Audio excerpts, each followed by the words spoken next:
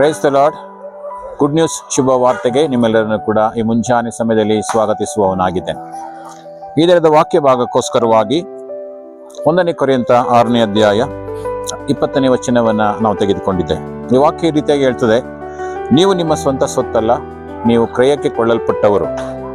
ಆದ ಕಾರಣ ನಿಮ್ಮ ದೇಹದಲ್ಲಿ ದೇವರ ಪ್ರಭಾವವನ್ನ ಪ್ರಕಾಶಪಡಿಸಿರಿ ಎಂಬುದಾಗಿ. ಪ್ರಿಯರೇ, ವಾಕ್ಯ ಹೇಳುವ ಹಾಗೆ ದೇವರು ನಮ್ಮನ್ನ ಸೃಷ್ಟಿಸಿದ್ದಾನೆ ಎಂಬುದಾಗಿ ಈ ವಾಕ್ಯದ ಮೂಲಕವಾಗಿ ನಮಗೆ ಅರ್ಥ ಆಗ್ತದೆ.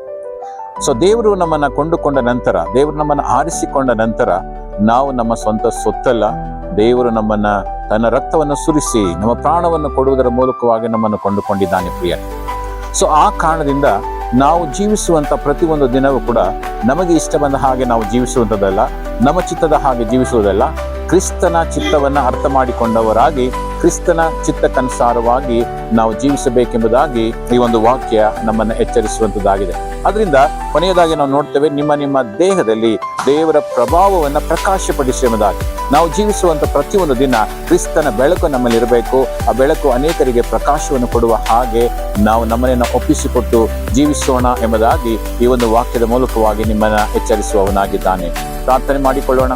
ತಂದೆಯಾದ ದೇವರೇ, ಕರ್ತನೇ ಸ್ವಾಮಿ, ಈ ಒಂದು ಮುಂಚಾನೆ ಸಮಯದಲ್ಲಿ ಕರ್ತನೆ ವಾಕ್ಯವನ್ನು ಕೇಳಿಸಿಕೊಳ್ತಿರತಕ್ಕಂಥ ಎಲ್ಲ ನಿನ್ನ ಮಕ್ಕಳಿಗಾಗಿ ನಾನು ಪ್ರಾರ್ಥಿಸ್ತೇನೆ. ಅಪ್ಪ, ನಾವೆಲ್ಲರೂ ಅರ್ಥ ಮಾಡಿಕೊಳ್ಳಬೇಕು, ಇದು ನಮ್ಮ ಸ್ವಂತ ಸೊತ್ತಲ್ಲ, ಕ್ರಯಕ್ಕೆ ಕೊಳ್ಳಲ್ಪಟ್ಟವರಾಗಿದೆ ಎಂಬುದಾಗಿ. ಕರ್ತನೆ, ಕ್ರಯಕ್ಕೆ ಕೊಳ್ಳಲ್ಪಟ್ಟಂತ ನಾವು ನಿನಗೆ ಮೆಚ್ಚುಗೆ ಆದಂತ ಜೀವಿತವನ್ನ ಜೀವಿಸುವ ಹಾಗೆ ಸಹಾಯ ಮಾಡು. ನೀನು ಮಹಿಮೆ ಹೊಂದಿಕೋ. ಯೇಸು ನಾಮದಲ್ಲಿ ಪ್ರಾರ್ಥಿಸ್ತೇವೆ ತಂದೆಯಾದ ದೇವರೇ, amen. Praise the Lord. God bless you.